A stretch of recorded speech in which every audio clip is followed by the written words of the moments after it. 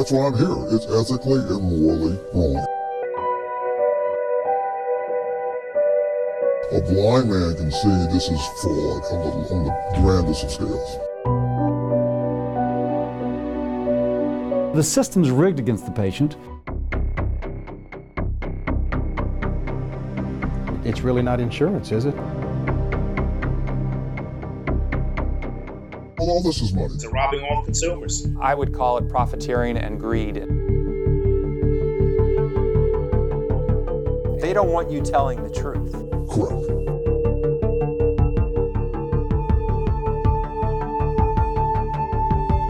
You think it comes down to money? Absolutely. All this is money. This has nothing to do with consumer health or anything else. It has everything to do about money.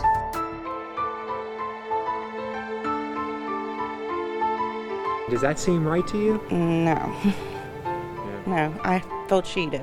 Everyone else should too. It's not like I'm buying a car. This is my son's life. This is his health. This is his well-being. They're taking advantage of people, and worse yet, they're taking advantage of elderly people and people who are sick. They're taking advantage of the most vulnerable people. It's ridiculous. Is it just about a money grab now in healthcare?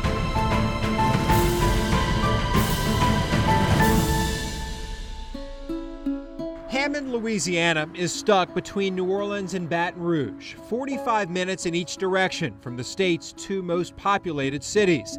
Hammond has a connection to our nation's capital, a significant connection between two cities 1,100 miles apart, a connection you don't know about until now. It will allow millions of Americans like you to save money when buying prescription medication. Here's why. In October, President Trump signed a bill that will lower health care costs. That bill received bipartisan support. You don't hear that much lately in Washington, D.C.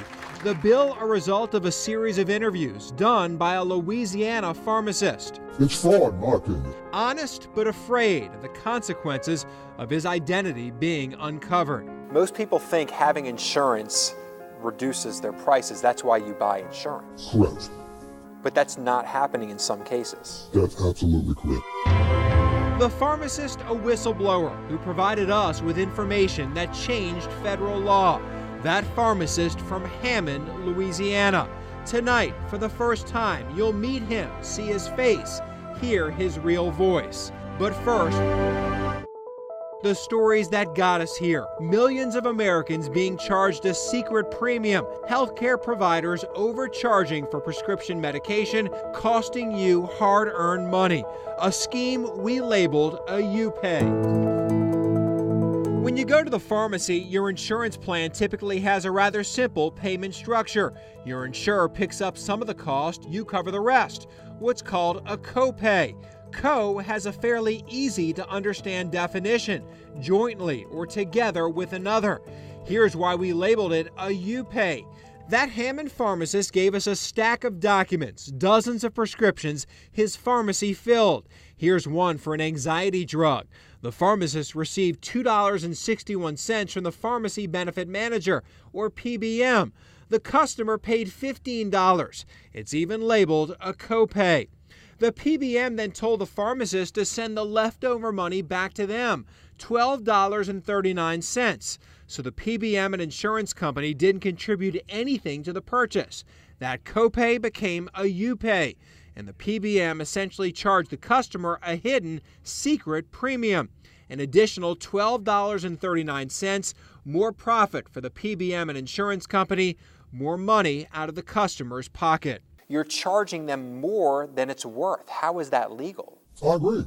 So the companies are paying nothing towards the prescription here? No, they're actually getting paid to, every time that patient comes in, they're making more money because the patient needed a prescription. In these cases of clawback, essentially, it would be cheaper for customers to pay it out of insurance. Absolutely. If the customer is paying more than the drug is worth, it's not a copay, it's a U-Pay. Right. The customer's paying. Yeah. There's no copay there. There's no copay, right. No, that's an absolute additional premium being paid that they're paying and they don't realize it. We exposed the scheme but didn't know the companies behind it. The pharmacist had no idea. Look at the documents. They had obscure labels for coverage or companies. This one, DTP, another SMD. No recognizable label of a familiar company or insurance plan. But figuring out who's behind the scheme didn't take much time. Tucked next to those obscure letters, a phone number. We quickly figured out DTP and SXC were connected to Optum Rx, a PBM related to United Healthcare, the country's largest health insurer. Thank you for calling the Optum Rx Pharmacy Help Desk. Optum Rx. We also dialed numbers for Humana, Cigna, and Aetna.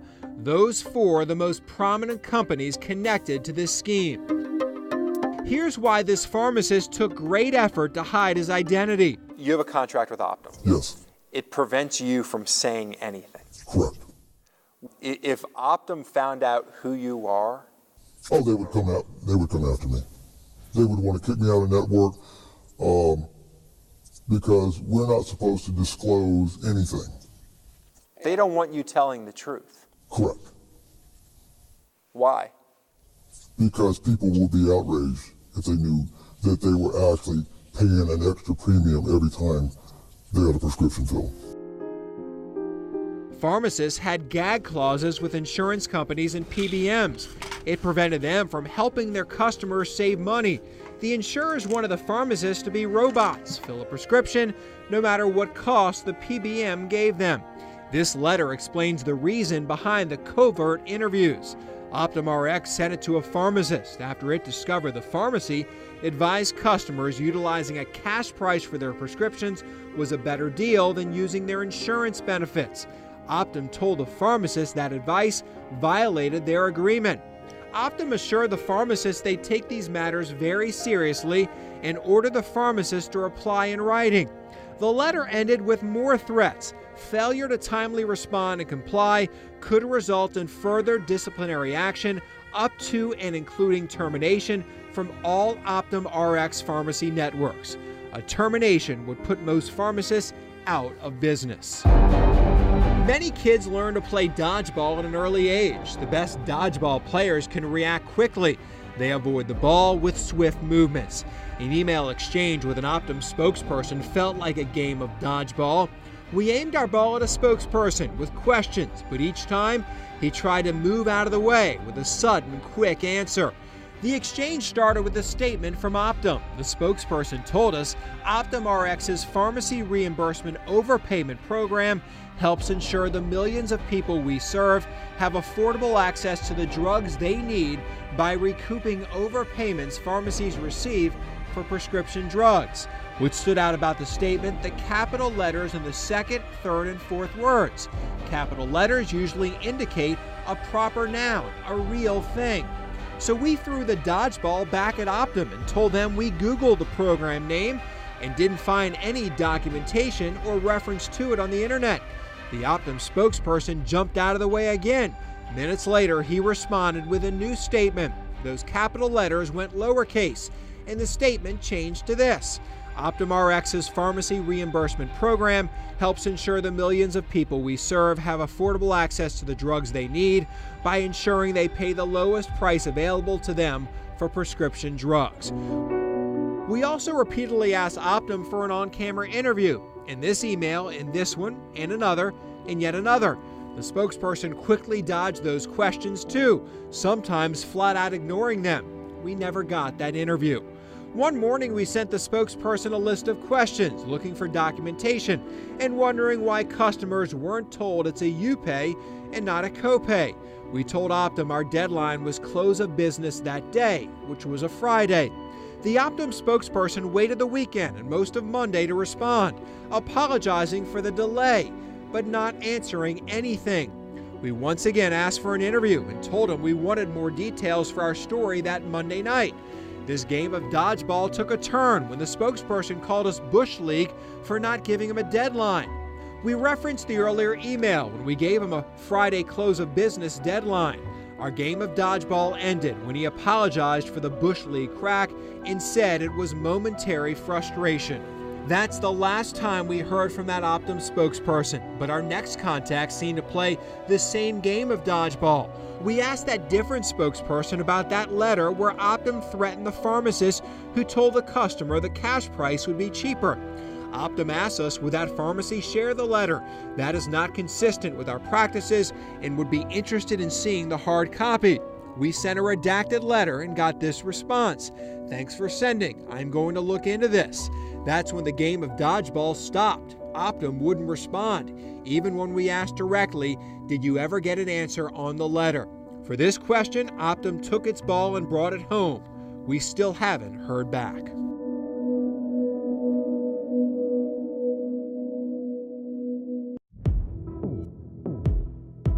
The internet has transformed journalism. With just a click of the button, anyone in the world can see and read the stories we produce. It's one click away.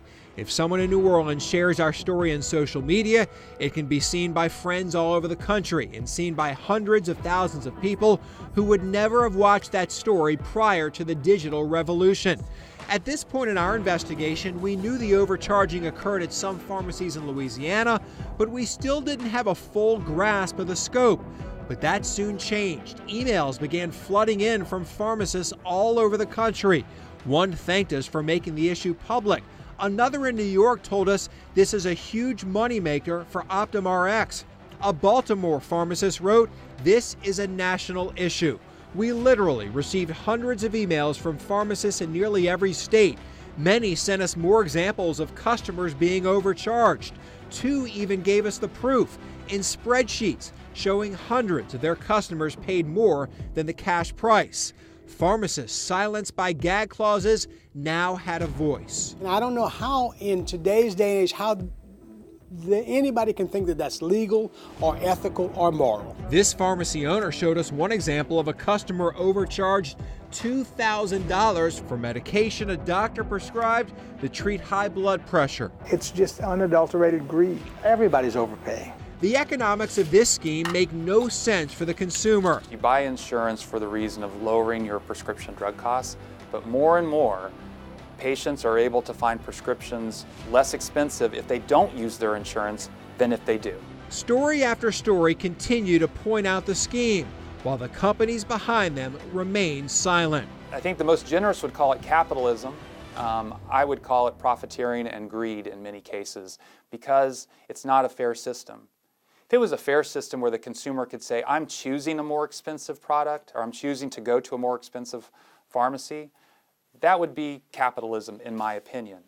But because it's opaque and the consumer can't or doesn't know, I think it's greed and profiteering. But the most meaningful responses came from consumers like Nikki, whose son had a rare eye condition. From information from his ophthalmologist, it's allergic conjunctivitis that's more rare and found mostly in African American males, young African American males. Her son's doctor prescribed an eye drop. The cost? $473.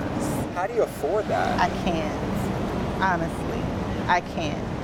And I mean, as a single parent, I felt like I was failing by not being able to provide the health care that he deserves. After seeing our medical waste investigation, Nikki started doing some research. I feel like I have options now, you know, as a consumer, but more than anything as a parent. She found paying for the drug without her insurance was much cheaper.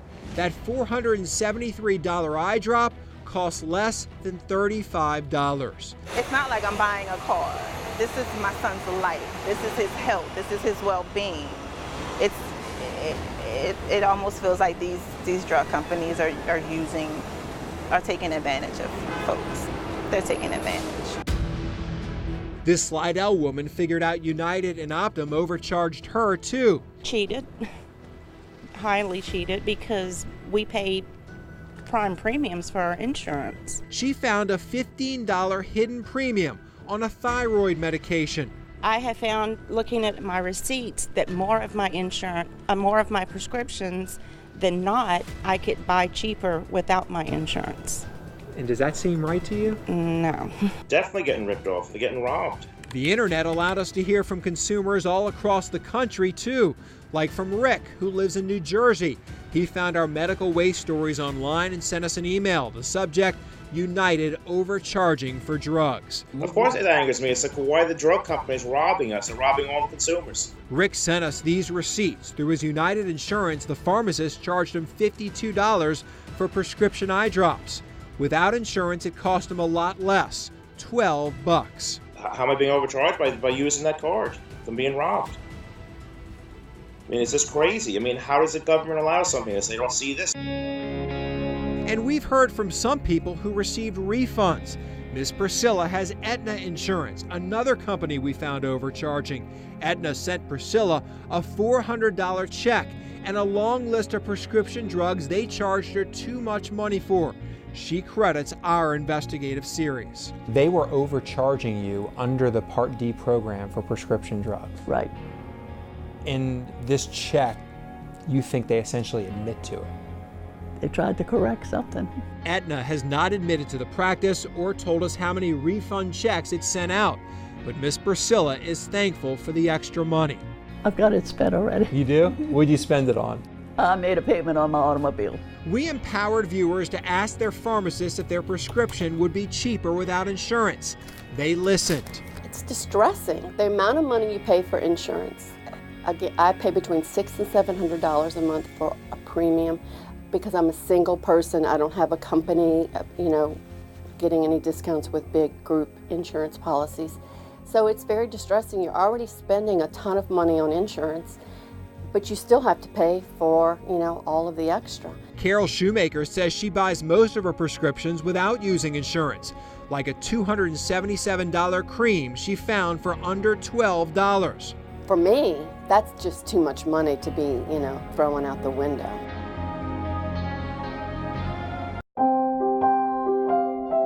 Medical waste led to 13 federal lawsuits. OptumRx stopped its pharmacy reimbursement program, the one where they overcharge customers. Early on in our investigation, we brought our findings to U.S. Senator Bill Cassidy, who's also a doctor. The patient is subsidizing the entity which is supposed to be their advocate. Cassidy took our findings to Congress and in September passed a bill the president signed that prevents those gag clauses. Pharmacists can now tell customers when a cheaper price exists. Cassidy says this bill resulted from our investigation. And it all began with a pharmacist talking to you and talking to me, and then you speaking with me, and that representative government working.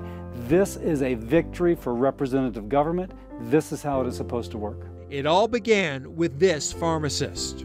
There he is. How are you? Good seeing you. Good to see you. You doing all right? Doing fine, thank you. What do you think about your face being shown on TV, huh?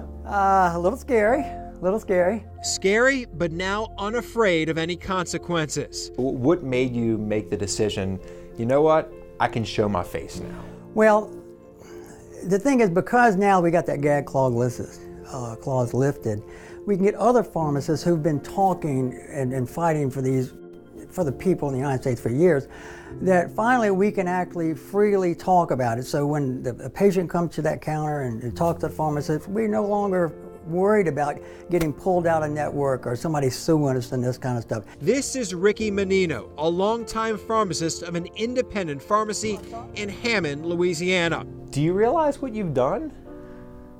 I haven't done anything. He's modest, but it's a fact. The owner of this pharmacy helped change a federal law, help Democrats and Republicans come together. From a pharmacist's point of view across the country, how big a deal is this? It's incredibly huge. It's incredibly huge that finally someone like yourself has taken this issue and put it out on a stage that no one can ignore. And remember, as well as you did it, it still took 2 years to finally get something done on a national level. Finally, with this gag clause lifted, we can really start talking to the patient individually and really maybe get across to them what's going on. This will save money. This will save lives too, because people are actually having to choose between their medication and food, and do they pay their insurance premium? On this day, Ricky Menino met one of his senators, the one who listened to his interview and brought his story to Washington, D.C. Sure appreciate all your help. Hey man, you the man. No, you started a process which culminated in President Trump signing a law forbidding gag clauses. And you can draw a line all the way back to when you begin to speak to Lee and pharmacists would come speak to me, and and you can draw that line forward. The senators and members of the House coming together, understanding the issue, drafting a bill, passing the law, and Trump signing. Representative democracy. You're way too kind. You guys did it. I just passed along a message. For decades, the pharmaceutical industry has had a stranglehold on the Capitol. I think the Pharmaceutical Manufacturers Association has been the #1 lobbyist in Washington since 1998. Look where that's gotten us. You know, the kind of the definition of stupidity is doing the same thing over and over and over again, right? And expecting a different outcome. It's time to stop listening to those guys. Listen to the people in the trenches. But when Cassidy proposed the bill, the industry remained surprisingly silent. The great thing about this bill, it was so embarrassing to the industry that they did not fight back against it. Because how do you defend gagging a pharmacist from working on behalf of his patients? There is no defense. So once exposed, the people that actually put these gag clauses in the contracts retreated. If pharmacists are able to speak to their customers, advise, and help them, money will be saved. It gives me hope that, you know, because this isn't the tip of the iceberg. This is just the snow on the top of the iceberg. But with this bill and with the removal of the gag clauses, I'm hoping that people will understand that when it comes to listening about what's really going on in the healthcare industry and drug pricing, listen to your pharmacist. Congress listened to this brave pharmacist from Hammond, Louisiana. We need folks who will stick up for the patient, for the advocate, to push back against these people who wish to dominate our lives. Ricky Menino's 63 years old. When we asked him when he planned to retire, he laughed. Not anytime soon. He loves his job, loves helping his customers. He's humble, but this pharmacist from Hammond, Louisiana, will save Americans money. He helped change a federal law exposing millions of dollars of medical waste.